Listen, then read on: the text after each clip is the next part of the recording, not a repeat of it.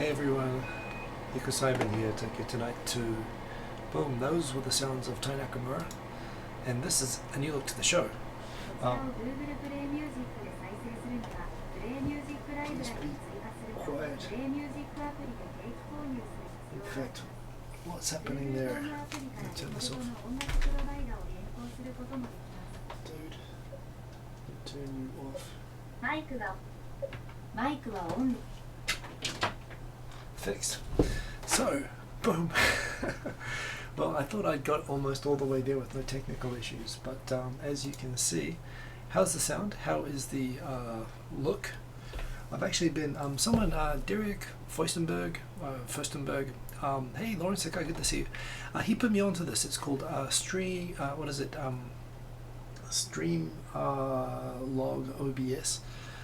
It's basically a version of OBS which I always use, but it's got all these cool presets and so on that it can actually plug in the standard YouTube comments and stuff like that, and it looks really awesome, as you can see. Although I do quite like the standard, I like to have the avatars on the side there. I'm just trying this out.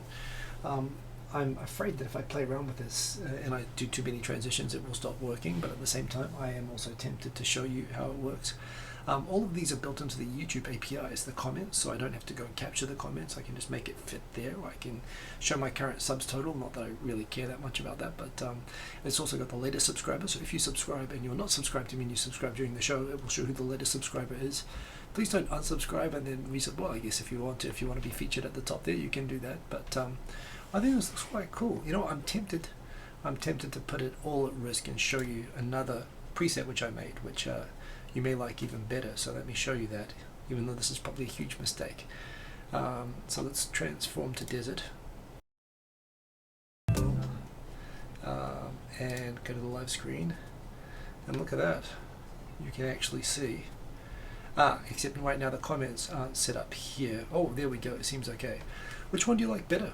Do you like this look or do you like the other look? I mean, this one's a little bit wider on the video. The color scheme is a little bit hard to see on the comments, but it looks quite snazzy, doesn't it? I quite like the animations all around it. Or we can just go back to the standard. But the volume is lower than normal, is it? Well, let me see what's up with that. That's funny. That wasn't Alexa, that was Google Home, although I have one of those other devices too. If I say its name, it starts making noise. I unplugged this one just because that was driving me crazy. Is the volume lower than normal? Because I'm not changing anything. I haven't played with the mic settings and oh, I do see that I've got the desktop audio turned on here, so I'll turn that off. But everything's on full, so I hope it's all okay. You prefer the other ones, the animations are distracting. Well, fair enough. I actually spent more time working on the other one as well, and I kind of agree. It actually, like the logo, stands out better.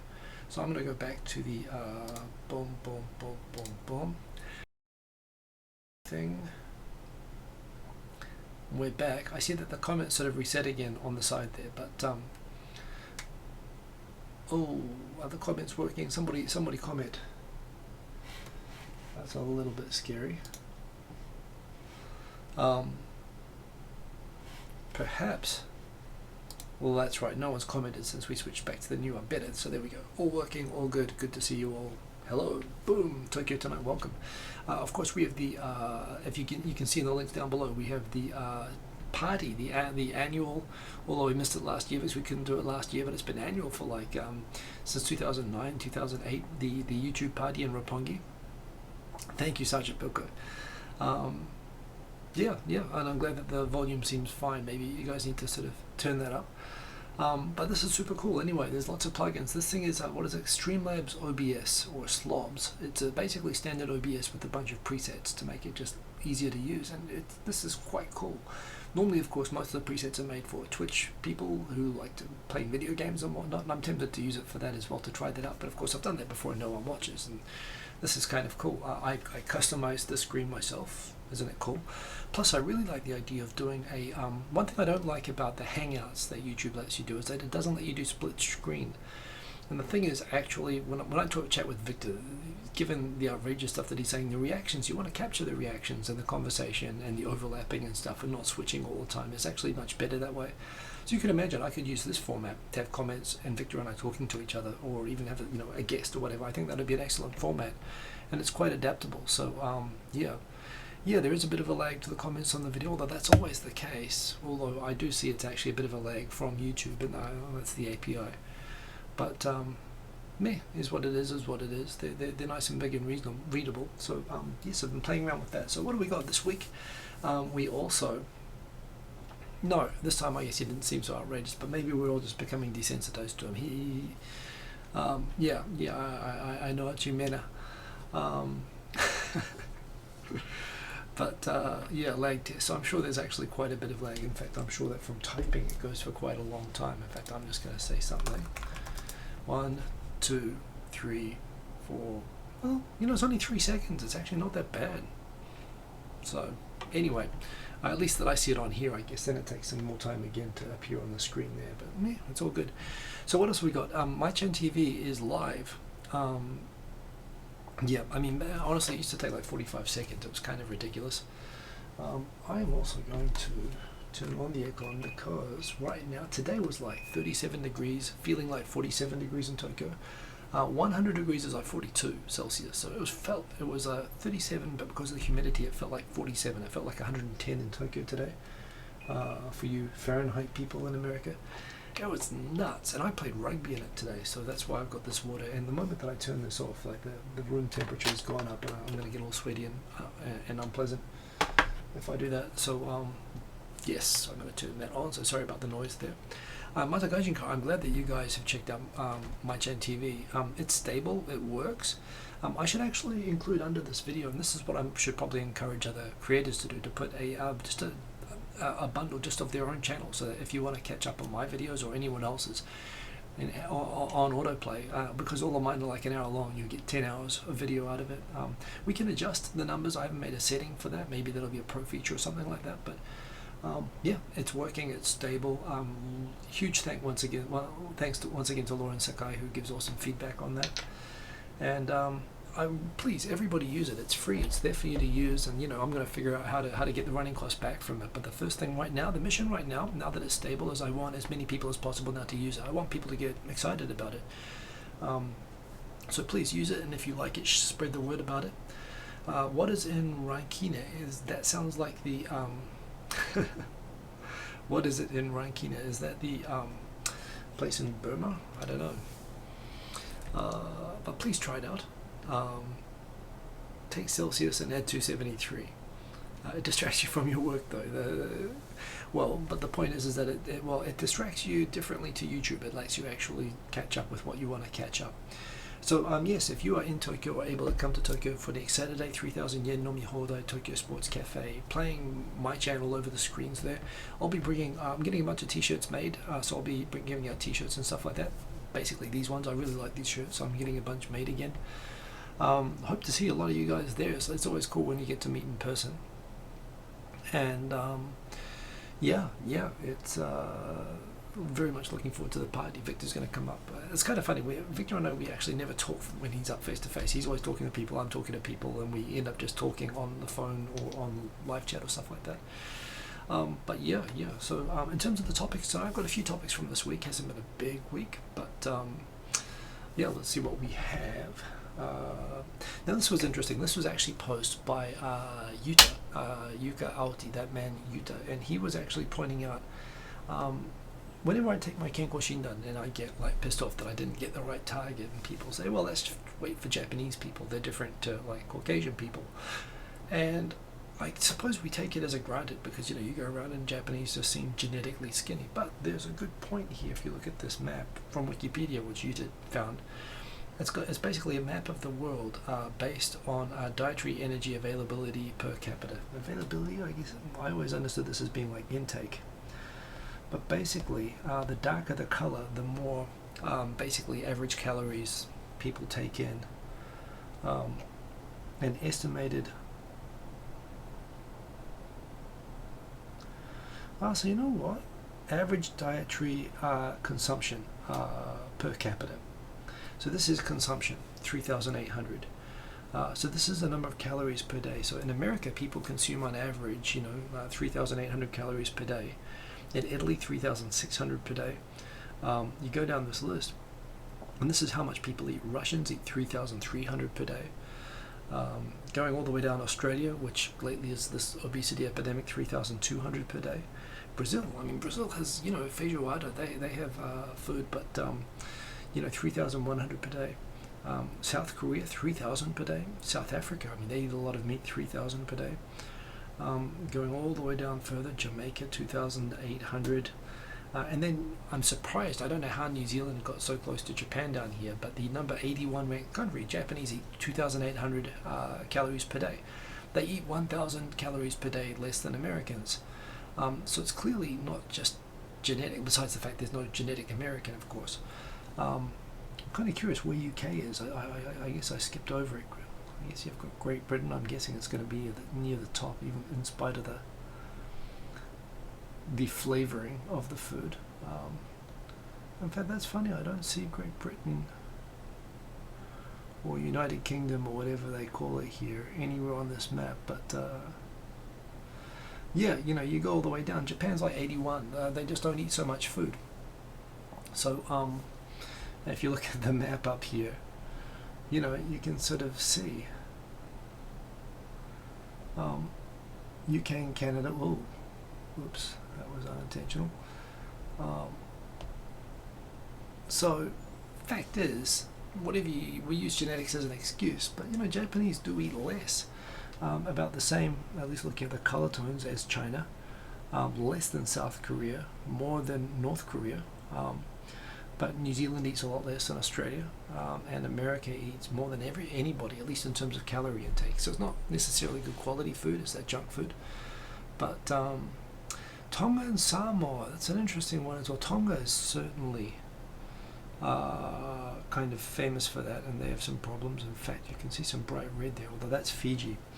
I think that's Samoa out there on the very right hand side. But yeah, I guess Tonga's not big enough to pop up on here. Yes, I guess they have that, but so it's the thing that's about Japanese being naturally, physically, slimmer. It's not true. They do watch what they eat, and it's part of the social pressure around that. Oh, did you catch where UK was? I'm kind of curious where UK is. About 40. Okay, good call there. Let's have a look. Around 40. I see New Caledonia, Lebanon, Cyprus. I don't see it. I don't know why it's not there, but still, nonetheless, you get the idea. Japanese eat 1,000 calories a day on average, less than the average American person. And bearing in mind that, I'm drinking water right now. If I was living in New Zealand still, this would probably be a fizzy drink. And, this in itself would be a few hundred calories. Just 2 or 3 fizzy drinks difference, but it all adds up through the day, right? So, yes. Another one. So, this... in case you guys don't know, I'm going to shout it out. So Zach, to his credit, Phoenix787, in fact, I got a link here. Ginza Studio, he started up Ginza Studio. It's basically a project I know he's been working on for a long time. The idea is that, the YouTube space is awesome, but, it's becoming... because of its popularity, it's becoming increasingly hard to use. So you have to have lots of subscribers to be able to make a reservation, and it's wonderful. But there aren't that many recording spaces for people like me, or regular video makers to go and record to get a space outside of their home where they can have a green screen and a camera set up and be able to talk normally. So actually, in Ginza, Zach has been building a space that's available for video creators to go and book, for a fee, but a reasonable one, to go and basically go and use for making your videos. It's in a great location. It's very central in Tokyo. He spent a lot of time setting it up, and he's doing it for video creators. So I think it's a worthwhile cause.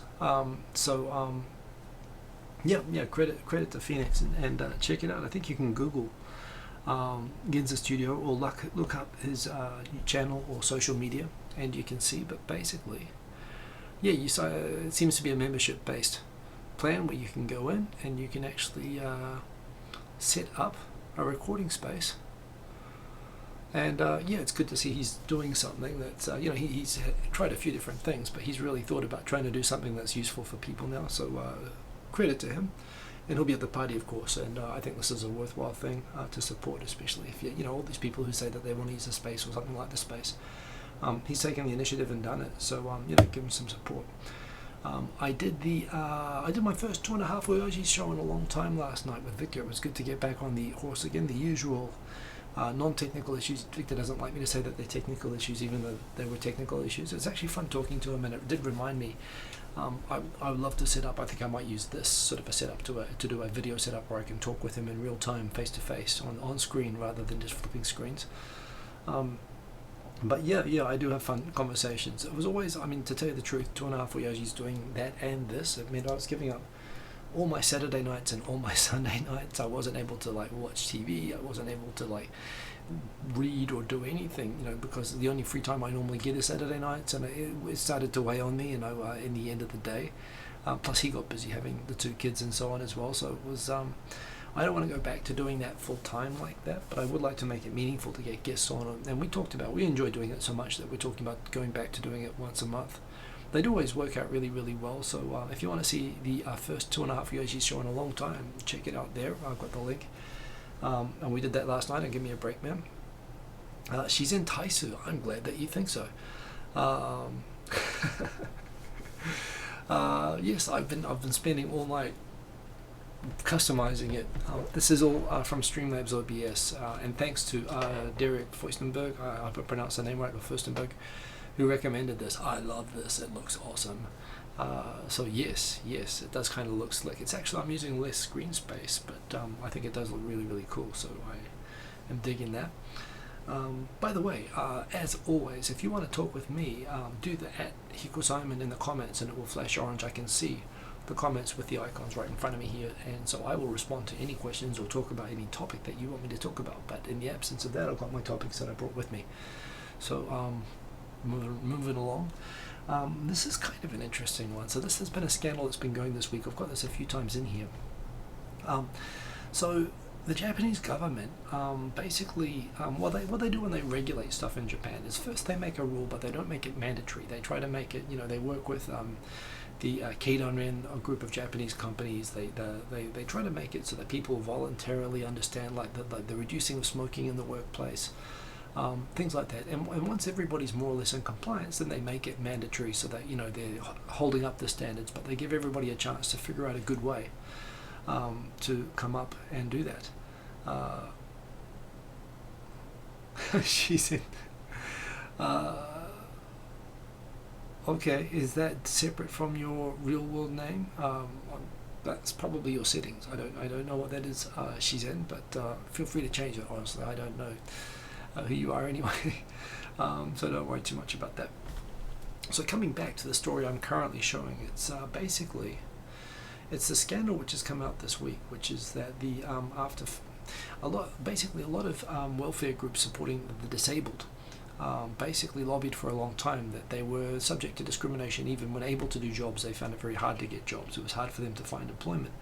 And so they started for many years voluntary targets for large companies to have of hiring, and they made a very big deal if they have corporate social responsibility reports, which I used to help writing for one of the insurance companies. They'd make a very big deal about whether they met the voluntary targets for percentage of the workforce that they have registered with disabilities. They have this in America, a lot of other countries, and Japan did it too. And since it was all going so well, the government made these targets basically mandatory now by law, and it's a big deal. I've worked in these companies where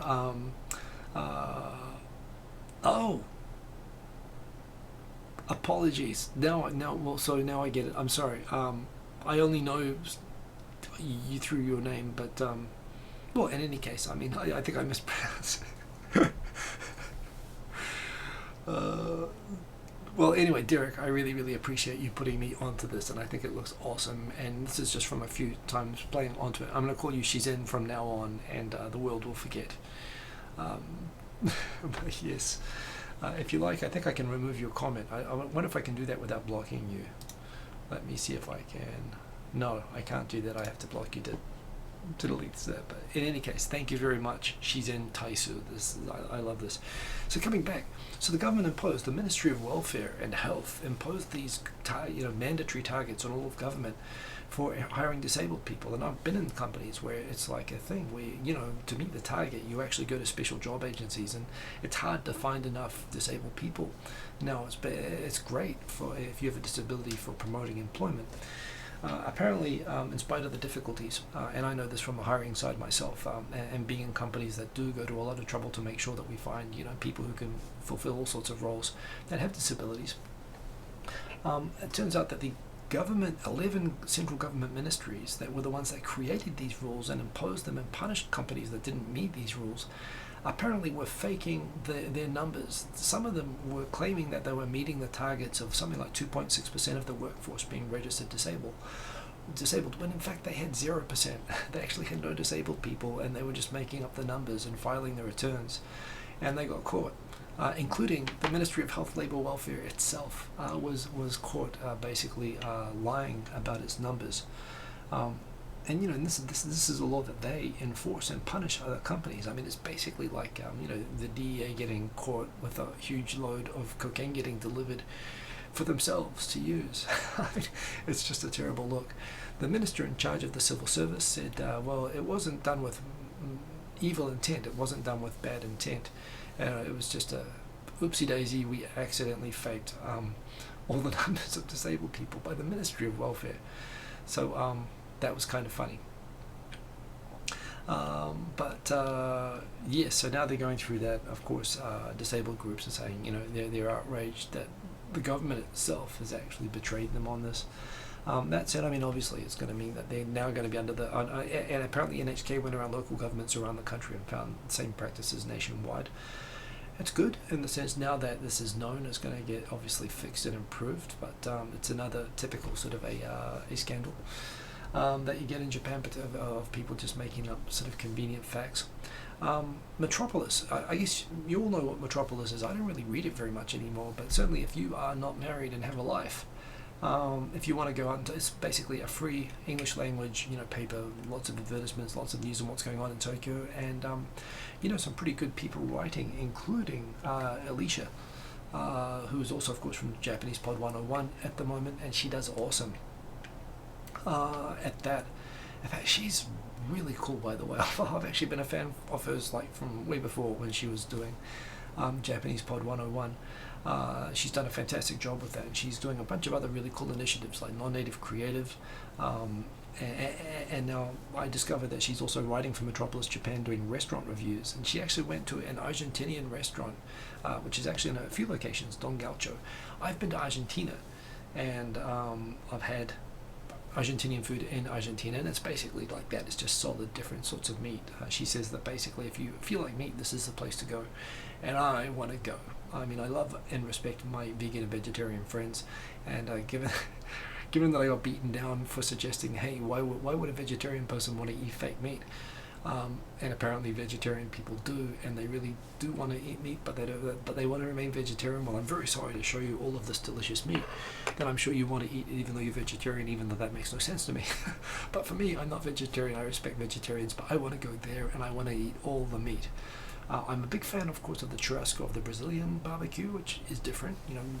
Argentinians do the steaks. Wow, there are Argentinian restaurants in Tokyo. That is awesome. Honestly, I can't keep up with all the differences between vegans and vegetarians. Well, but I assume that anyway they don't eat meat. But apparently, she did this review. She pointed out that you shouldn't really go there for the salads, which is also true of the entire nation of Argentina. You don't go to Argentina for the salads. Some 2 slices of bread and then the meat. And she said it's kind of overwhelming. I want to go. So this place is in Don Gaucho. Where is it? It's like in Kudanshita. So she went to the one by Kudansha Station, so central Tokyo, and I have to try this. If anyone wants to go and join me for having a solid boatload of 3,500 yen per person, that's crazy, of basically unlimited meat by the looks of it, let me know. Let's go along and do that. Trigger them good. Among the other great achievements, Japanese women have really been standing out this week, of course, apart from the Asian Games, where they've been cleaning up the medals with things like rock climbing, swimming. More women making the news. For the second year in a row, is her name Nagura, or what is it? Nagura. Nanami Nagura has apparently won the air guitar championship for women once again. And in fact, not for women, men and women. So there we go. She did awesome. She won once again. So Japanese, again, excelling at the skills that other people probably choose not to develop, but taking stuff seriously. And also another case, apparently the first Japanese F-15 fighter pilot has been, again, setting aside the whole matter that Japan is not allowed to have air, sea, or land military forces. And of course it doesn't. They just have a lot of tanks, F-15s. Actually, the whole thing about the way that they justify the self-defense forces under the Constitution, starting with the fact that they call it the self-defense forces and will never call it the military, it's kind of funny. They spend a lot of money on American military hardware, and in order to demilitarize the hardware or make it so that it cannot be used offensively, they spend hundreds of millions of dollars first buying the F-15s, and then they spend hundreds of millions of dollars again removing all of the fuel tanks. Of course, you can just strap fuel tanks back onto these things if you want to make them offensive again, but they basically make them so that they don't have the range or capacity to be able to fly and attack other countries, and that they can only be used to fly over Japan. They do other things, like, for example, the Air Force in Japan uses civilian airports and civilian infrastructure, which again, a definition of military is that they have independent logistics infrastructure. But all of that said, they have awesome machine guns, the best new American military hardware, although the F-15 is getting a bit dated now, and on top of that, they now have a Misa Matsushima. She's become Japan's first fighter pilot, and that's pretty cool. Japan needs a self-defense space force, hell yes. I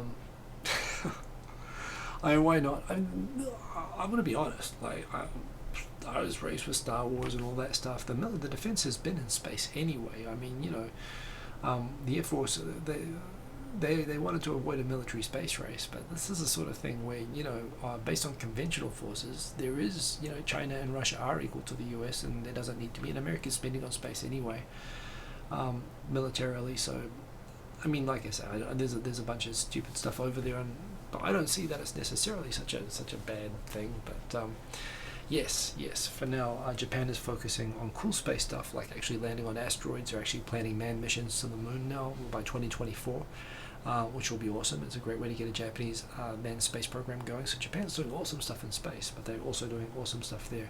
I mentioned the YouTube Summer Party. I'm going to show it again. This is the Facebook page. So yes, get in there. At the moment, we've got about 100 people interested. I might be exaggerating. I'm about to be showing that. In fact, where are the numbers here? I guess I've got to log in to show this. So anyway, please, I've got the link below the video, but if you can make it, please RSVP. If you do that, also remember to leave a comment with your YouTube channel, and I will include you in the My Jam bundle, which means that your videos will get played on the screens at the party, which is, of course, awesome. And yes, I hope to see lots of you guys there. That would be cool. Given that the Japanese government apprenticeship program has been basically abused across the board, the Ministry of Labor is now, not the Ministry of Justice, is now going to expand its inspections to try to catch people that are basically using them as slaves, which apparently happens a lot and is basically terrible for Japan's international image. So that's good to see. I mean, it would be worthwhile if it was a good program. I just noticed the other day, first time for a while, I used to actually periodically look up my own name on YouTube just to see, was anyone saying hello. I guess that was from back in the days as well, when people do video responses and stuff like that, and you would actually fairly regularly get videos addressed to you saying, I don't like that stupid thing you said in that video, and here is why. You don't really get that anymore. But I did notice that this channel, Chillaxation, went and took a bunch of my music from SoundCloud, which I've put under licenses that allow it to be reshared. I want people to reshare it. And yes, slap some photos on it and put it on a channel basically with a still frame photo, but of music that they collect from, basically of chill music. And I must have put chill in the tags of a lot of my tracks. And they're up there and they're getting played. I feel happy about this. I'm really glad. So thank you, Chillaxation. And yeah, it's worth checking out that they support that. Yes, she's in Taisu. That's what I'll call you from now on. I make music here on the show, actually, with the Chaos Letter, and I've posted, like 200 tracks onto SoundCloud, and some of them are actually pretty good. Hey Timiko, good to see you. By the way, this reminds me, I haven't really had a chance to get through the comments tonight, so I would say hello to everyone. Let me do that. Oh, and look at that, I missed, Sergeant Bilko saying I've gone full Tron mode, which indeed I have. So, the comments today, let's just go back and say hello to everybody while we're here. Sergeant Bilko, hello. Mata Gaijinko, awesome to see you. Ben Duncan, good to see you. And who else we got in here? We got Mr. Cordy Chep, good to see you. Saying shalom to each other there, very, very good, shalom. Assalamu alaikum, good to see you all. Who else we got in here? We have a lot of chat by those people. Then Lauren Sakai joins. We have Quint Ranked, good to see you. Thanks everybody for tuning in. Who else we got? We got Shizen Taisu and Timiko, good to see you. And Shota Bodega, excellent indeed. That looks like Gundam, and we're caught up. So yes, good to see everybody joining. What else have we got for topics? Apparently, all the Toyota Group companies are all getting together to make self-driving cars, which I can't wait for. I think that's awesome. Mr. Cordy Chip, no, that's not my secret channel. That's someone who actually thought my music was good enough to post, even though no one listens to it after they put it up there except me. And I liked it. Damn it. So if you see a like, that was me, but I didn't actually post the stuff. I'm not that motivated. What else have we got done? This, for me, is actually the most interesting story this week. It's from NHK, and I haven't seen it in English, but it was a survey. In fact, there's two news stories which I've got here. One, which is that Japanese people consistently find that they don't have enough money to have kids, and they feel like they can't have kids. And at the same time, there is this survey, which not there. Come on, give me the link to the story here. 74.7% of Japanese feel satisfied with their standard of living. The highest ever taken by the Cabinet Office, increasing 2 years in a row now. And I have a theory, which I've shared with you guys before, that these things are linked. Basically, the fact that there we go. Apparently, the government did a survey of people over 18 years old for how they feel about their life, and in spite of the fact that they don't feel like they're making enough money to have kids, and they're not having kids, and they're not getting married, people are super happy. They're satisfied with their lives. And so it's kind of funny. There's this paradox. You would assume people being too poor to have kids, or saying that the economy must not be doing great, or people are not getting paid enough, or there's working poor. However, actually, people, it seems, are earning enough to be comfortable themselves, and perhaps they're getting the same money that they used to get and have kids, but they're just feeling like, no, they want to keep it for themselves and have their lives. Especially makes sense for working women. Yeah, it's an interesting statistic there. What was that? Sorry, I bumped the phone, which this is connected to. I made a bit of a noise there. Sorry about that. That's what this is, and that's what makes the screen flicker. So that was me hitting the wire, and I shouldn't move it because it makes the capture flicker. So sorry about that. New Zealand as well, yes, Timiko. And the thing is, New Zealand always has been kind of like low wages, but the standard of living there, cost of living there was cheap, so it was always easy to get by. But I go back to New Zealand lately, and the cost of living there is the same as Japan, except you're like doing it on 1/3 the wages. I don't understand how people live in New Zealand. It's a bit like Hawaii in America. You hear about this as well. Lots of wealthy people go there to retire, and it makes it, basically teachers can't afford to live. People who were locals can't afford to live there anymore. Yeah. But with Japan, you have this funny paradox that people don't feel so squeezed. They feel very comfortable in their lives. They just don't want to mess it up with marriage or kids. Quint Rankin, good question. If they don't have kids, what happens to their money when they die? Well, first thing, even if they have kids, in Japan, the inheritance tax, the tax put on estates if you die, even if you, so say for example you have savings of $100,000, I understand that the inheritance tax in Japan is something like 70%. So your kids will only get 30,000 out of the 100,000 that you bequeath to them, and 70,000 will be taken by the government as taxes.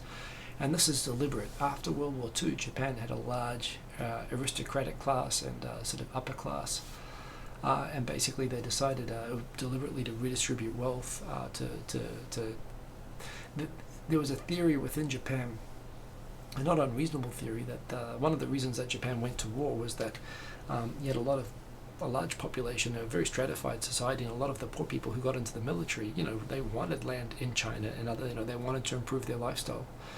So, they basically, instead of to compensate for the sort of lack of wealth distribution in Japan, this was one of the drivers that made people ignore the government and support going to war in Asia. And of course that didn't work out very well for Japan. So when they came back, they realized we have to sort out this whole wealth distribution thing. And rather than confiscate and nationalize property and use like high income taxes, they did it more subtly. They made it so that basically if you are rich and you die, you are screwed, because they also tax you based on the value of the assets, which means that you often get now rich sort of aristocratic people who have like valuable family assets, which are all basically antiques and land, so it's not in cash, and they get taxed 70% of the value of their estate, which means that the family is forced to sell all the land in order to pay the inheritance tax, and the government's brutal about it. And that's deliberate. They take the money and they off the rich people from their inheritance tax, and they spend it on construction projects that, as a way that a lot of money was redistributed in Japan. At least this is talking about Japan up to the 1990s, after the war. But yeah, it's a scathing tax. The inheritance tax is brutal. I mean, it might even be more than 70%, and it basically ruins you if you die unexpectedly and you don't plan for it. Rich people generally, or even regular people, try to transfer as much of their wealth, normally through cash, to their kids as possible while they're alive, so that they get their wealth without having to pay.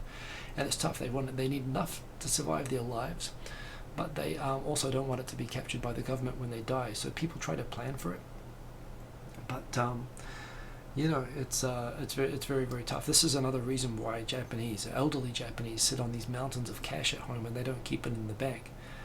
They don't want it to be trackable. They want to be able to, and this is why the government's spending so much money on the My Number system, to be able to track money. So, slight diversion there, but it's actually very relevant to Japanese society. It's how it's been so successful at redistributing wealth. It's actually been through the inheritance tax. So through all of this, you've got actually now a fairly, apparently if you take the top quarter of society and the bottom quarter of society, Japan's actually very, very close, much more than America or a lot of other Western countries. So yeah, Matagaijinka, you don't have any money to leave anybody. Well, it's kind of crazy, but that's, it's worked very effectively. And now the problem is that they spent all the money that they took from the inheritance tax on basically pork barreling and road projects, and they don't have enough money now to pay pensions. So now they're increasing taxes again because of the increasing numbers of elderly who kind of got a free ride off the post-war wealth redistribution. So, yeah. Anyway, it is an interesting thing.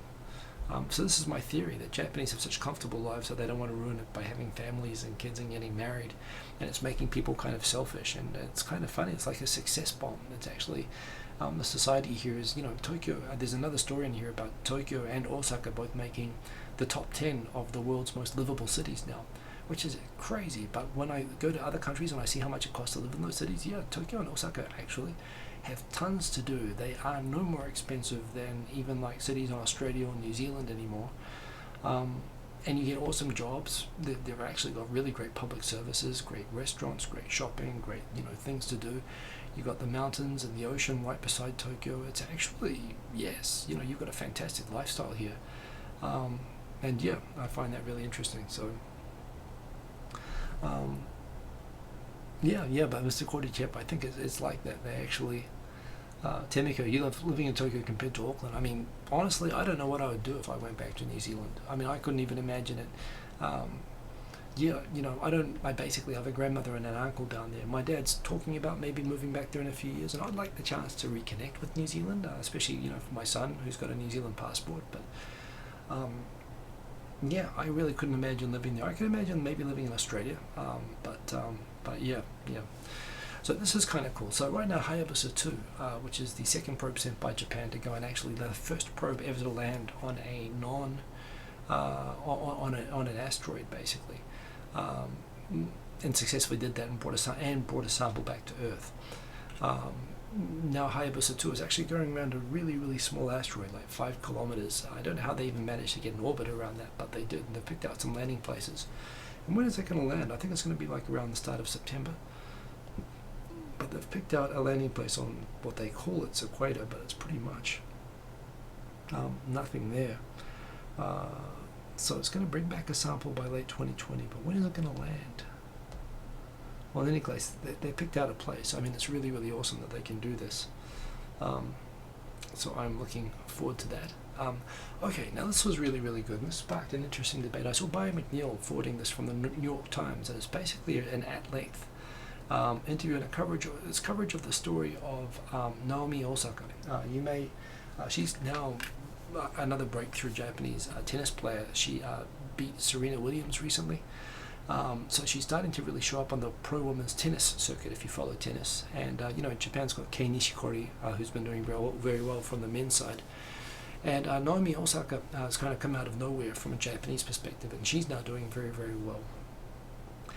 And the article sort of talks about her and her background and her kind of complex relationship being multicultural. Her father is Haitian, her mother is Japanese, and she's lived almost all of her life in America. And learned to play tennis and so on over there, and has become the player that she is. There's one particular paragraph. So the story, I must admit, maybe I start with my own perspective on this. When I first saw her, she's an awesome player, and Japan is she was born in Osaka. Her mum is Japanese, and so she is a Japanese national, and she's qualified to play for Japan, and Japan is extremely lucky to have her. She's she's a fantastic tennis player.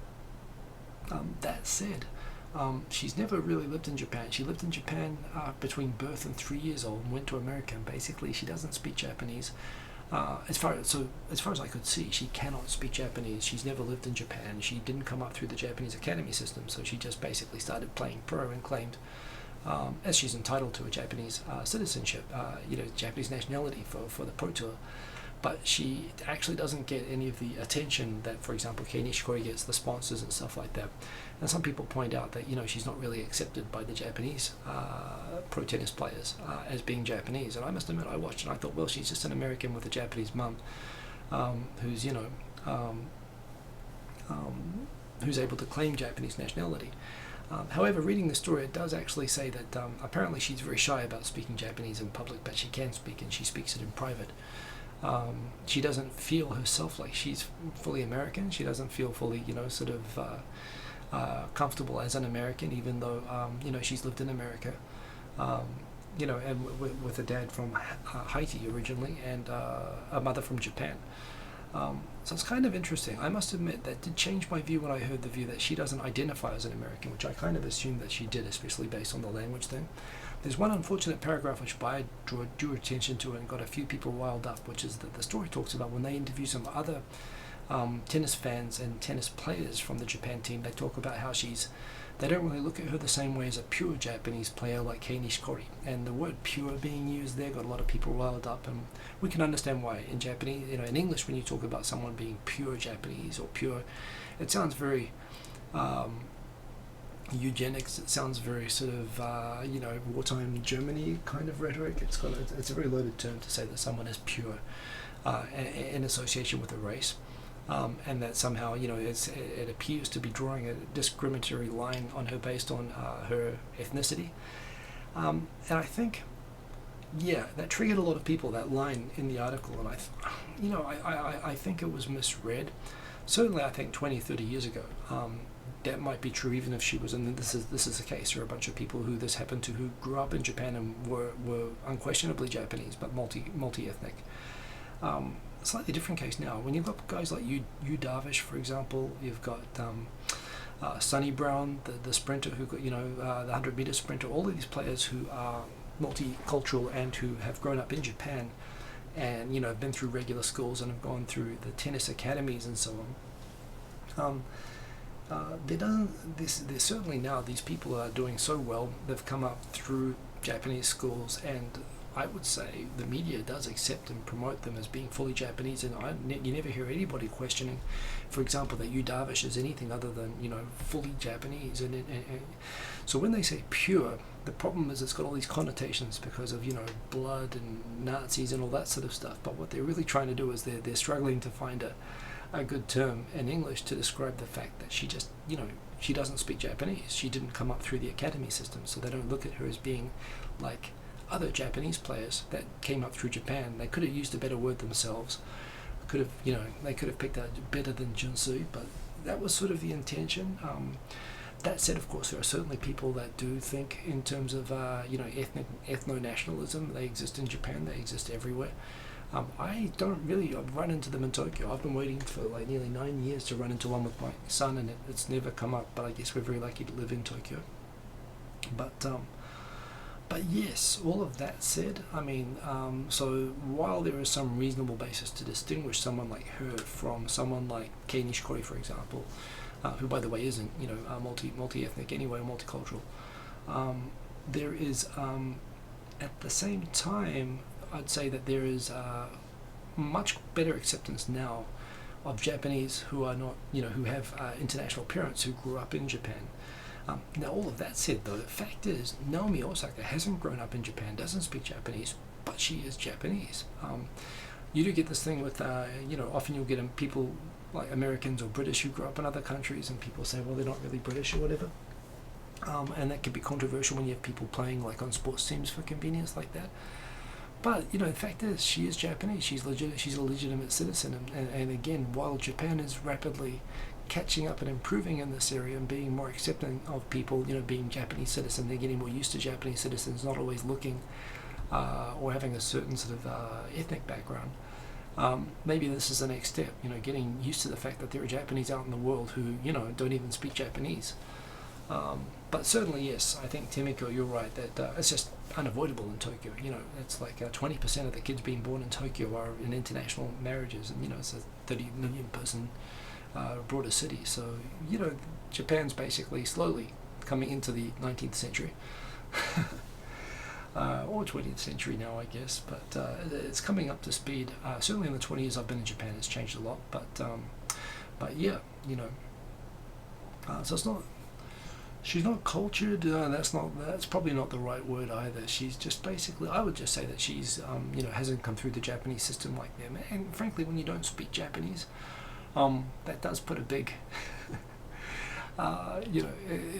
it's a reason that Japanese probably don't see her. Same as Ishiguro, the guy who won the Nobel Prize. People were all still backing Murakami, and when Ishiguro got favourable coverage in the news, they mentioned he has Japanese parents, but they never tried to claim him as being Japanese, at least on the press coverage that I saw. And he doesn't speak Japanese. He's ethnically fully Japanese, 100%, but he's only ever grown up in England. He writes about England.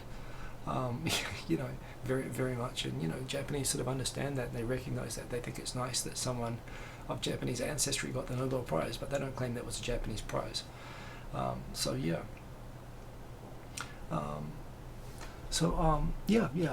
Interesting discussion, and actually I'm guilty myself of having, based on the seeing interviews of her, assuming that she wasn't even born in Japan or never lived here, which apparently is incorrect.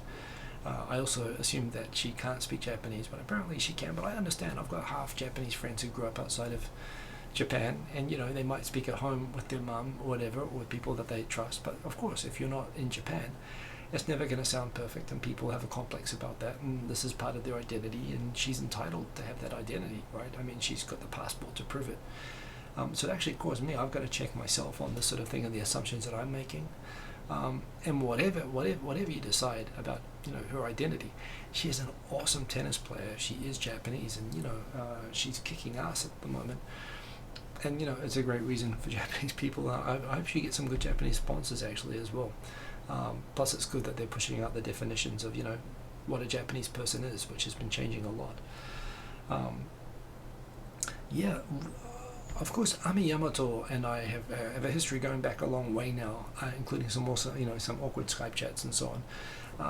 However, she really was the precursor for this huge raft of VTubers in Japan. It makes sense that these VTubers actually are very big in Japan because Japanese are so sensitive about identity and getting doxxed or having their identity come out online. These are ordinary, mild-managed salary. Well, let's face it, normally men. They're normally dudes. Who want to do this thing, and they don't want to do it with people knowing who they are. So it's perfect that that you get people who get good enough at programming computer avatars to basically allow them to impersonate idol girls, and and they have lots of fun. They have lots of fans. They actually do they do very well at it. So this has really been kind of taking off in Japan. All of these video bloggers who are basically animated idol girls. And as it continues to grow and grow, this is from Tube Filter, but you can see there's actually, it was Ibaraki. Hiyori Ibara is some character now that apparently is now representing, so the next step from the Yurukara is that now there are VTubers representing prefectures. It is quite funny. Occasionally there are malfunctions of this.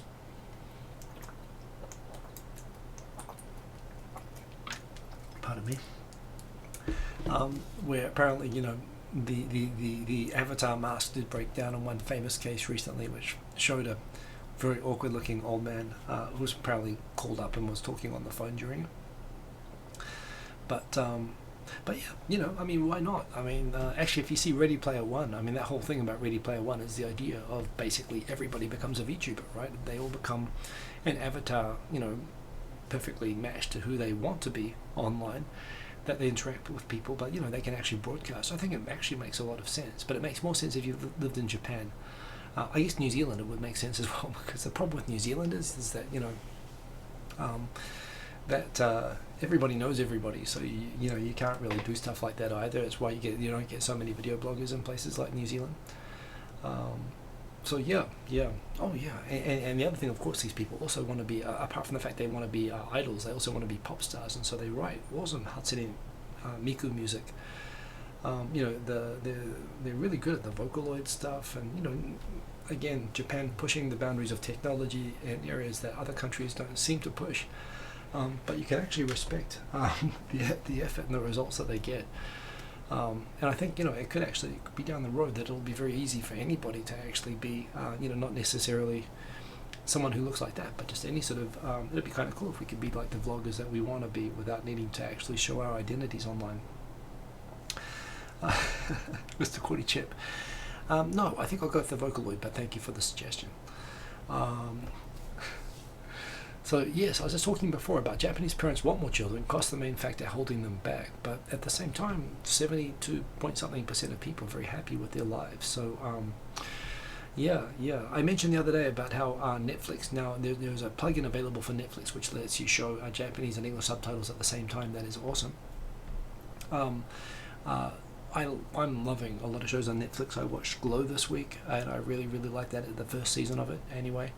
I got in trouble laughing my head off on the train, actually. I couldn't help it. It was just, it was very good. That said, however, the price is going up from like 890 yen to 1200 yen, and the 4K one, which I just signed up for because I was enjoying it, it's going from like 1400 yen to 1800 yen. It's about $18, which kind of sucks, but yeah, I think it's actually, for me, it's worth it. I mean, I'm ready to. I wish that when sports broadcasting online, when you use it in Japan, there is this thing that if you watch sports on TV, like I like to watch rugby, All Blacks did very well on the weekend. You can actually switch the audio channel between Japanese commentary and the English commentary that they get on the satellite in. But for whatever reason, whenever they stream, although services like Netflix will allow you to switch multiple audio and multiple captions channels, a lot of other streaming services only let you listen to one channel, one audio channel. They won't let you switch the actual original audio channel with the English commentary. And I would be okay with that if it weren't for the fact that the Japanese commentary just sucks. It's just really terrible, and it's hard to listen to. And that's the only thing that's keeping me on Sky Perfect TV right now. I can't wait to cut the cord on that. I've got a 4K monitor, and I'm tempted to, think about paying, but yeah, I think 18 per month is too much, and frankly, you're already getting HD with 1200, so I don't know that I'm going to pay that. Big shout out to my man abroad in Japan, who I've heard a rumor, which might be correct or incorrect, that he might be making an appearance at the party on Saturday. I hope he does. Big congratulations to him. He broke the 1 million subscriber mark, which back in the day, I remember when 10,000 was like an unthinkably huge number. But 1 million, he certainly has earned it. He makes fantastic videos consistently, puts a lot of work into it, and it's big news and big congrats to him that he did that. And I think he's like, he's basically, I would say that he is the Tokyo Kuni of at least the international Japan video making community now. I think he's in that position. He's the most respected. He makes the consistently highest quality stuff, Excellent to see, by the way, on Facebook. Tokyo Kuni, if you follow him, he's making a lot of content now, which he's sharing on Facebook for local TV and news shows in New York State and upper state New York. And he's doing really good stuff, just like he used to do in Japan, actually. But abroad in Japan, I think he's really taken the torch and is running with that, and that's a very well-deserved 1 million subscribers. So congrats to you, Mr. Abroad in Japan. This was interesting. So people talk about how you need to allow everyone to have guns because otherwise only the bad guys will have guns. Well, here's a case of in Japan. So what happens when they find a bad guy with a gun? In Japan, when they find a bad guy with a gun with a pistol and 10 bullets, you put him in jail for 7 years. Which I must admit probably seems excessive. I mean, this is going to jail for possession of a gun with 10 bullets. Deemed to be aggravated because it was hidden. And the fact that he was obviously a Yakuza boss. But that's it, gun violation, 7 years in jail. Someone got thrown in jail for having bullets that they tried to throw away at the airport.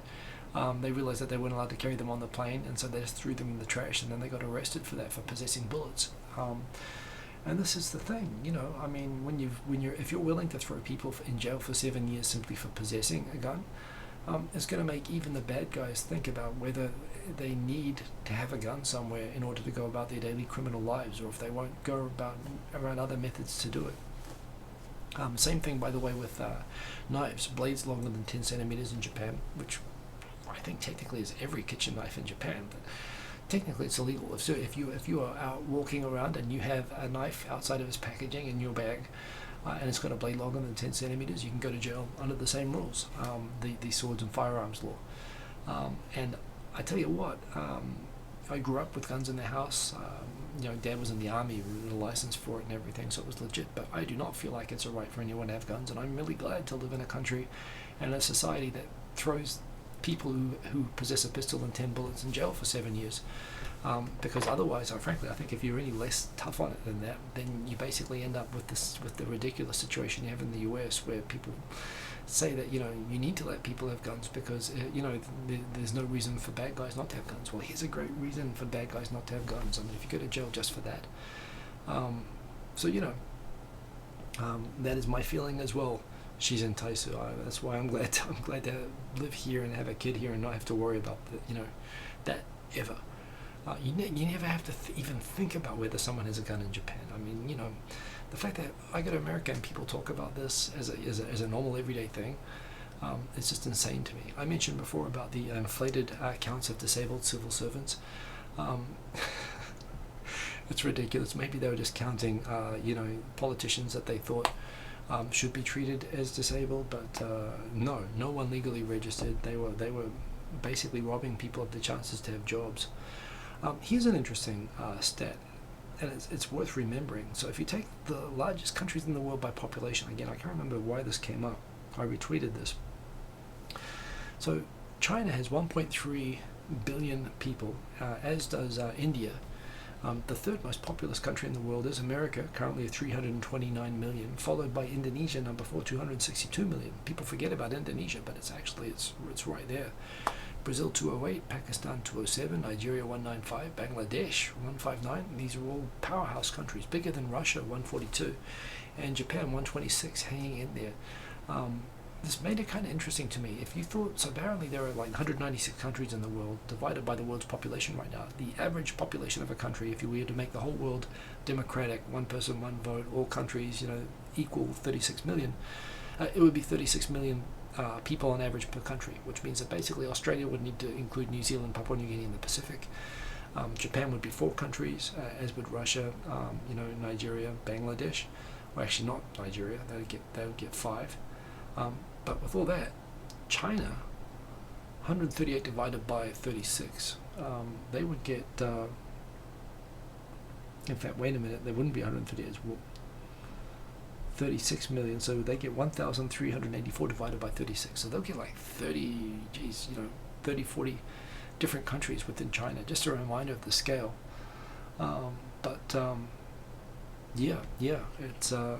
It's kind of crazy, and it's a big reminder as well that we don't pay attention to a lot of the biggest countries in the world, and Japan is still on that list, although obviously it's going down and a lot of the other countries are going up. But I just found that really interesting to think about. The summer party, once again, be there and be square. Be good to see you guys. And next Saturday, so I'll be talking about it before the show next week. I'm also going to do a promo video this week, a short one, so it'll be showing up and it won't be jamming up the MyChan playlist. Please do check out MyChan TV. It's free. All you have to do is connect it to your YouTube channel. If you have subscriptions, including me, it's great for catching up with your subs, and it allows you to group your subs. So, for example, if you have subscriptions like you like to watch, Last Week Tonight in Comedy Central, but you also want to catch up with J-vloggers, or you want to catch up with your fly fishing hobby or whatever, you can group channels into these things and just basically one click to autoplay to catch up the latest videos from each one of them by whatever you're feeling like you want to watch, without having to worry about the algorithm. It lets you actually discover which channels haven't posted in a long time and unsubscribe to them. If you want to clean up your subscriptions, it's basically, it does a lot of things that YouTube doesn't let you do. It makes it really easy to manage YouTube. Try it out. Let me know what you think of it, if you like it, and if you like it, I'd really appreciate if you could help spread the word of it, because I want to get some momentum behind the site to figure out the next step. If I do, for example, more development to add in pro features so that people do more subtle customization, like the number of channels it buffers or the length of videos or whatever. Or if you want to move towards doing a mobile app or an Apple TV app version of it or something like that, and figuring out how to monetize it, which is not monetized right now. And I want to keep it free for most people, but I want to figure out a way that I can, get an income back. And I've talked about this before, of course. But first thing is, I love you guys to just try it out, because I think it is really good and useful. If you're watching this, you've got a reason, even if it's just to watch my old channels. So go check that out, and let me know how it goes. Come and see me at the party along with a bunch of other people next week. Just tell all of our data. Well, I don't get your data. The API doesn't let me have it. It just gives me your subscription data. So yeah. Yeah, maybe she's entitled. I better look out for that. But yes. Anyway, that's been this week. It's good to see you all. I'm gonna, like I said, post it. Thanks once again, she's entitled, for the awesome thing. I love this. In fact, I think I'm gonna make this for now. I'm gonna keep playing around with it, and try to make it look even cooler and be a little bit even more interactive. But I'm really loving this Streamlabs OBS, so thank you for sharing that, and I hope you all have a very good week. I guess I'm going to outro, perhaps play some more tunes, and have a good night, everybody. Have a good one, and peace. Booyah. Yeah, I quite like it too, Timiko. I think that's awesome. Okay, I'm now going to subtly go into the ending soon, stream ending. And I'm going to turn on music, and it's still playing there. How's that going?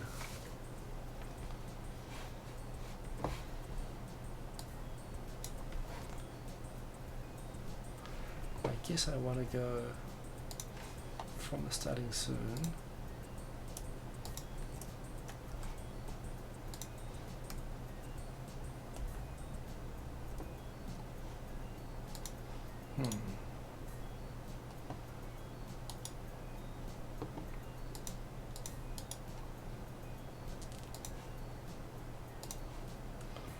Let's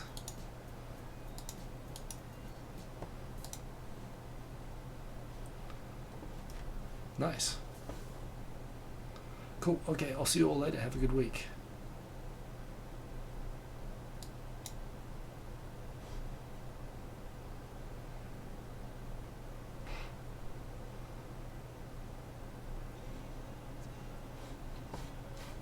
How is that on here? That's not part of the playlist.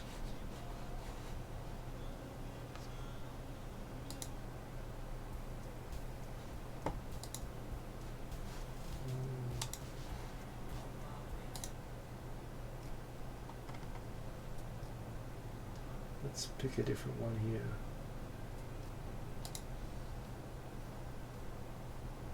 There we go. Have a good night, everybody.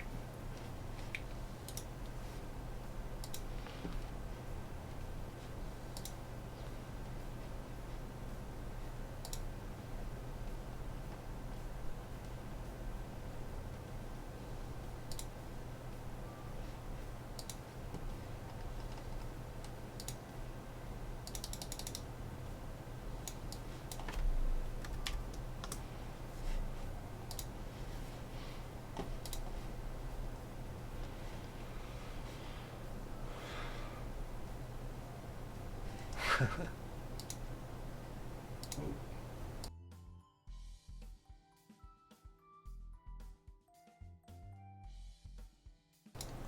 going to subtly fade out.